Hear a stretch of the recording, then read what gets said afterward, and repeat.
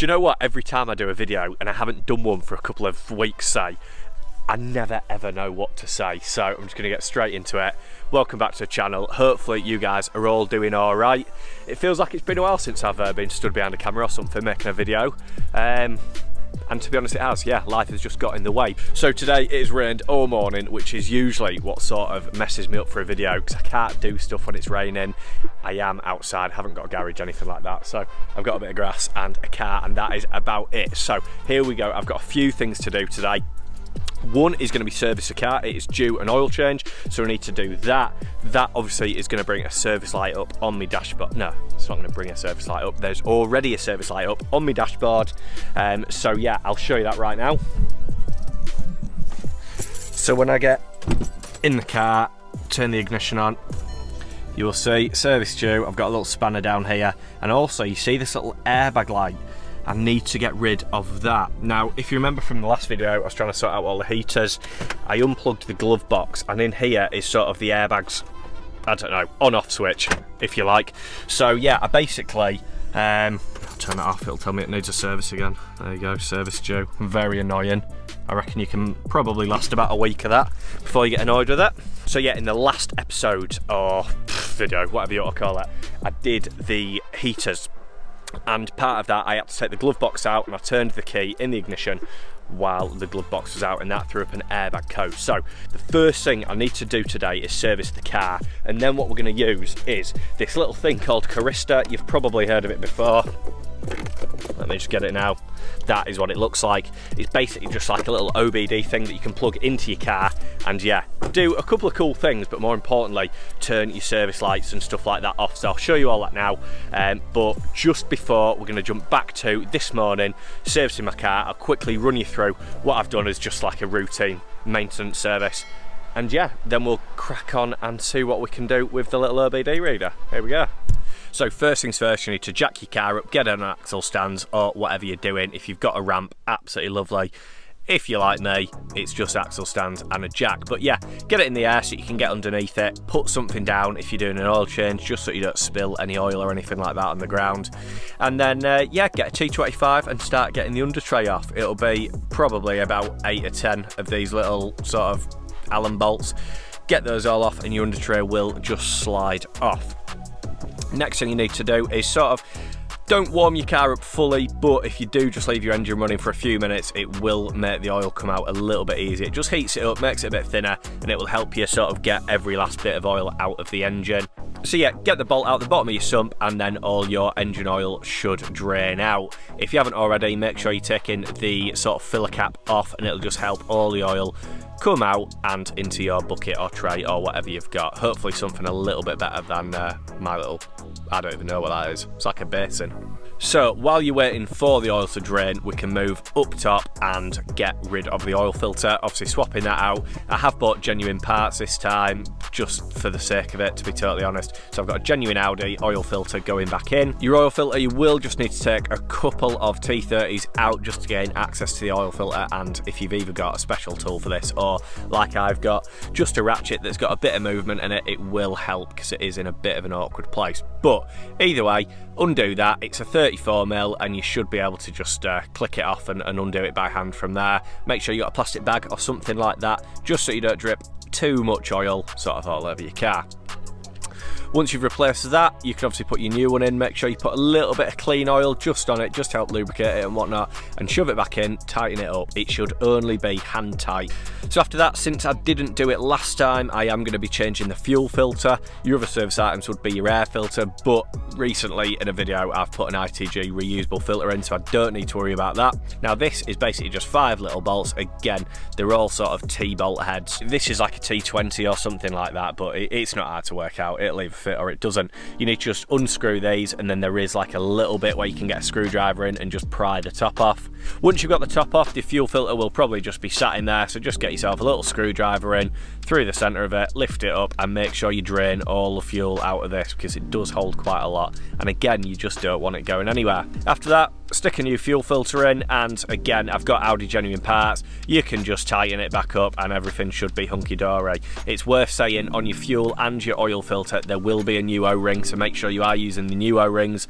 just to seal it up nicely. And after that, you can tighten everything back up, anything you've taken off, put it back together, and yeah, we're ready to put the sump bung back in. Again, hopefully you've bought a new one. Try not to reuse them too many times, but I'm sure it probably doesn't matter. But yeah, look into your torque settings. I'm not going to be responsible by telling you the actual torque setting. Just look into it yourself and find out what you need to tighten it up to.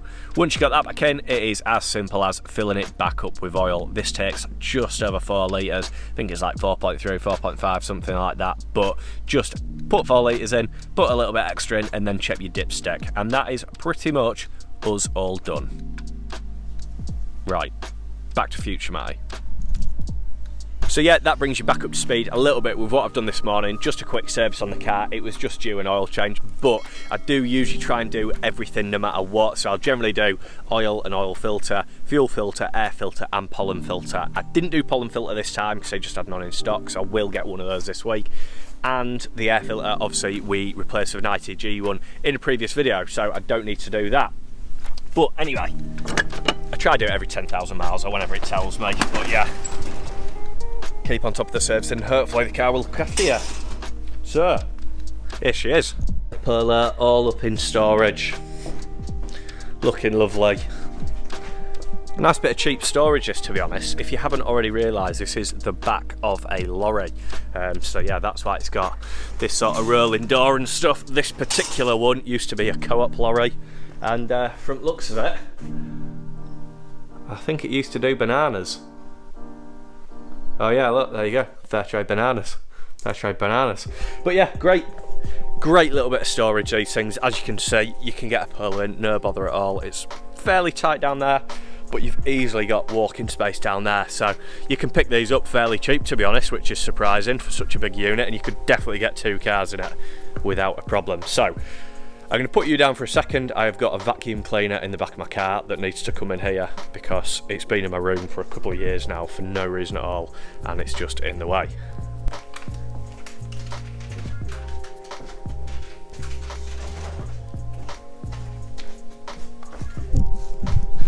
Look at that absolute chunk of retro goodness. The old Dyson. Right, let's get back to sorting out these service lights. Can we just take a moment to appreciate how good this car looks now that we've just lowered it very slightly. Very much recommend Airbag Spring Kit. Go check out the video if you haven't seen it already.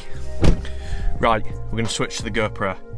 Okay, so here we go. The first thing we need to be doing is getting the old Carista app. Hopefully the audio is half decent, because I don't often use this GoPro. That is what it looks like. As you can see, that is just a standard OBD. And yeah, it basically just plugs in down here somewhere. There we go. So once that is plugged in, all you need to do is connect it to your phone via Bluetooth and stick your ignition on. So put the keys in there, stick the ignition on. Hopefully you can see that and not just a reflection of me looking like a wally in the screen. But yeah, so here we go. You need to diagnose. This will pull up all the fault codes like your airbag, all that sort of jazz.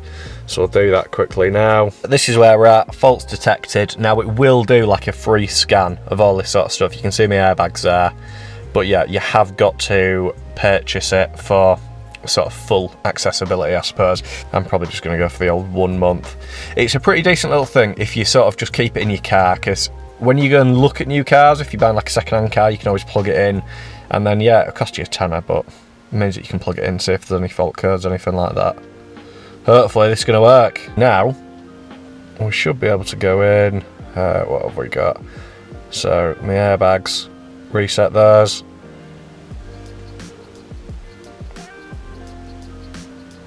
There we go. We'll give it a little start up, and hopefully that airbag light has gone, which it has. So there you go, £10 well spent. That is a decent little buy if you ask me. Obviously that won't come back because there was no issue with the airbag. I had just unplugged it and yeah, turned my ignition on at the wrong time. So our next step is service lights. So you go back onto the main menu, go into service here, go on to service indicator reset, and you can just reset them. There we go, successfully reset the old service indicator. So now Yeah, absolutely nothing to me service. That has gone down there. The actual thing on the dash has gone. And if we go look at... Oh, I'm definitely in the wrong. Definitely in the wrong thing. Check, service, oil change. 9,400 miles, so that's probably another 5 months or so, and then I'll have to do another. But that is absolutely fine. We've done that. And while we're here, I am just going to show you a couple more things that you can do with Carista, because this also might be useful to some people. Look at that, that's what happens when you try and do stuff like this with the engine running. So, coming home lights, there you go. Now, what you can do is enable this, sort of coming home lights, and what that will do is you can set it to do all sorts of different little things. You can get it to use like your low beams or your fog lights, anything like that. So we'll set that, coming home lights, and the other one I'm going to set is you can do all your auto unlock and stuff like that. The other thing I'm going to set is this beep when locking with remote. That is another cool thing. If you're like me and you're sort of walking away from your car and you don't know whether you've locked it or not, yeah, the beep really helps. You can do all sorts of stuff though. You can turn off like you know, additional tail wipe, things like that. Auto enable rear wiper when yeah, so things like auto rear wiper you can turn off in this, which is a good thing. So yeah, we'll save all that and I'll show you what we've done just there. So what I've just set is lock with a beep and auto headlights. It means, as you can see, headlights are off. If I just flick the high beams like that, you will notice when I come around to the front that the headlights are on. So it is like sort of coming home lights. Obviously you have got to have memory seats or something daft like that to be able to do it properly, so you can unlock it on the key. But the other thing I've just done is on the key, lock her up, you hear it beep,